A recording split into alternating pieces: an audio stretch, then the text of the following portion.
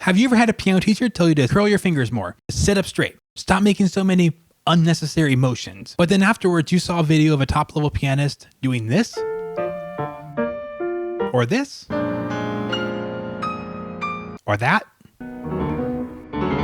And seeing that might have made you question some of the technique you were taught in the first place. Like maybe your teacher was lying to you. Well, that's what we're going to talk about in this video, how some great piano players get away with seemingly bad technique. Now, the first point I want to make that I think is really important for understanding this whole conversation is that the more noticeable, obvious techniques get talked about way more, way out of proportion to the techniques that are a little more subtle. For example, it feels like everybody knows you should play piano with curved fingers and not clasped fingers. Someone who's never played piano before will see a picture of someone playing piano and they'll say, oh, they're not good, because their fingers are clasped. The same thing is true with kind of leaning in really far and like your neck being arched and your back being curved, because it's so noticeable for someone watching. They don't even have to be that good at piano or play piano at all to be like, oh, that person's back is really curved and I heard that you shouldn't lean over that far when you play piano. So the techniques that are more obvious to the average person get talked about way out of proportion. Both Vladimir Ashkenazy and Glenn Gould can really lean over the piano when they play. And then for a more modern example,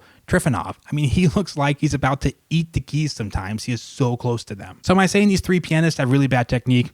No, of course not. They're all three incredible. But the thing they do that's pretty unconventional is just noticeable. It's easy to see that looks solid. That's why Glenn Gould gets talked about so much, because everyone can look at how Glenn Gould plays piano and just says, wow, that looks really different. If you want a few examples of good pianists who sit more in a neutral position, look at Martha Argerich, look at Marc-Andre Hamelin, and of course there's a lot of other ones too. They have a more neutral posture that they return to more often than licking the white keys. Now, I don't want to spend too much longer on this first point, but I do want to mention that yes, clasped fingers is another one of those techniques that it seems like everyone notices and everyone points out, and if they see someone with a clasped finger or a kid with a clasped finger, they will just say they have bad piano technique. They do not have good piano technique. Blanket statement, 100%. You have bad technique because you see a clasped finger, but then you'll see a video with a really good piano player with a collapsed or maybe just flattened out fingers, and people are like, oh, well, maybe it's not that big a deal, and it's confusing. So point number one is mostly the noticeable things like posture up and down and clasped fingers get talked about and analyzed and scrutinized way out of proportion because they are just easier for people to see. So if hand shape and posture do not 100% define if someone has good technique or bad technique, what is a better indicator? Well, point number two, I want to talk about one of the main indicators of someone having good technique. And I'm just going to say it first, not tight. One unifying thread through almost all the great pianists is they have a lot of freedom in motion when they play. For example, you will never see an extremely high level pianist sit down and go, my back is straight, my fingers are curved, I will now play Pathétique.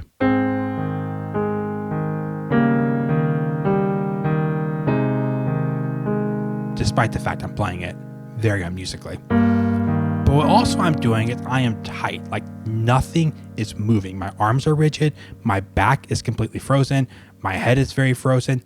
That's not good technique. If you look across all the different pianists, some of them have clasped fingers, some of them lean in more. One little known pianist even leans back sometimes and looks at the sky. But one thing they basically all have in common is a lot of freedom of movement in their arms. Now, yes, are there going to be examples of really treacherous, difficult octave passages where they seem to be tense for a second? For sure. But their basic technique of all these people is they can play and you'll see some looseness all through their arms.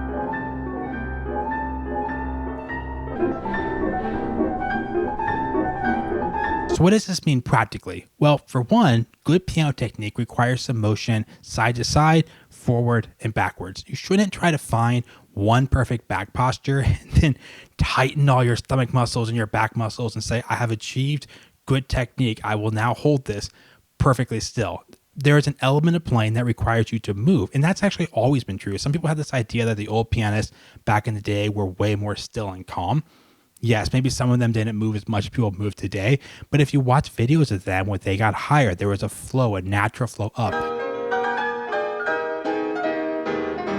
Your back needs to have this ability to move with your body. That's how all things in life work. If I threw a ball to you, you would probably not catch it like this. You probably would have some motion in your body that followed along. You can also use that same analogy for your arm and your wrist. If you were to catch something, you wouldn't just close your fingers. There would be a movement with your whole arm that went to that object. Same thing with playing piano. If you're here and you move down, it's not just an exercise keeping everything exactly frozen in place and then playing again, but you would play, there would be some motion here. Everything can move a little bit as you go down. You would not try to hold everything really still and just rotate right here and somehow get your arm down there, right? So there's this freedom of motion, and those techniques are actually more important than whether or not you play a chord like this or like this. Now, yes, are there wrong ways to do it?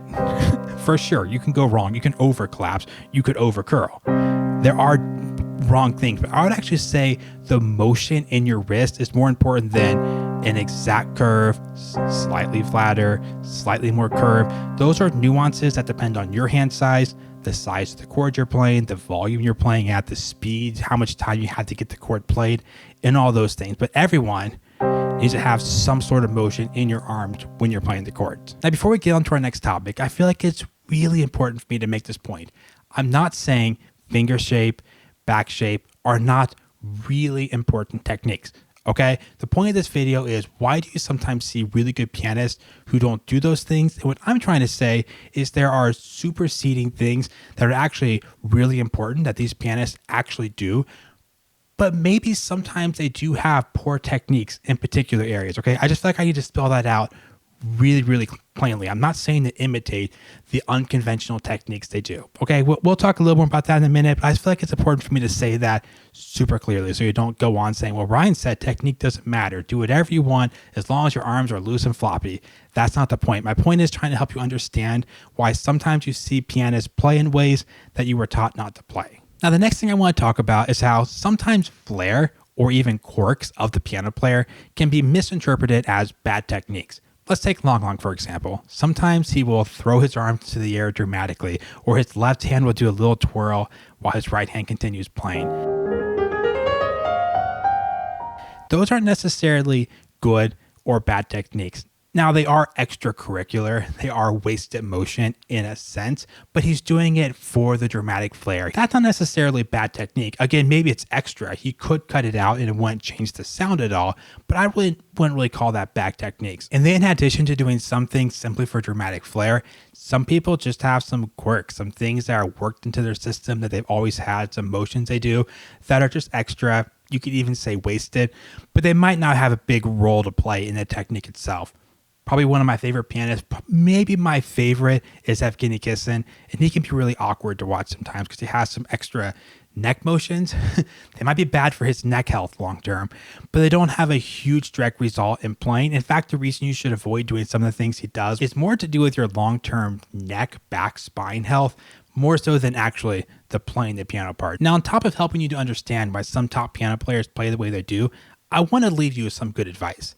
Imitate good technique in general, even though, like I said, some of these things can be extra, or some of them maybe have flaws in certain areas, even though their overall technique is immaculate and better than any of us will ever reach. It is still healthy to, if you want to try to model or watch something to imitate, try to imitate pianists with really solid techniques. And I have a few good examples for you. Martha Argerich is really, really solid. In addition to Martha, I personally really like watching Zimmerman. Marc-Andre Hammond played piano. They both can get into their music, especially Zimmerman at time, and do some motions, but his basic approach is so calm. Now, another piano player who does have a little more flair in his playing, but I still think has great technique, is Yundi Lee. And just to be clear, all the piano players I've mentioned today have great technique. I'm just giving you four kind of at the end here, that if you want to specifically imitate more holistically what they're doing, they are more right down the middle of what I would say solid, good technique looks like. Thanks for hanging out for a little bit. Hopefully next time you watch a great piano player and you see a claps finger and someone says, oh, they're not very good because their finger claps, you'll slap them in the face and share this video with them. See you guys.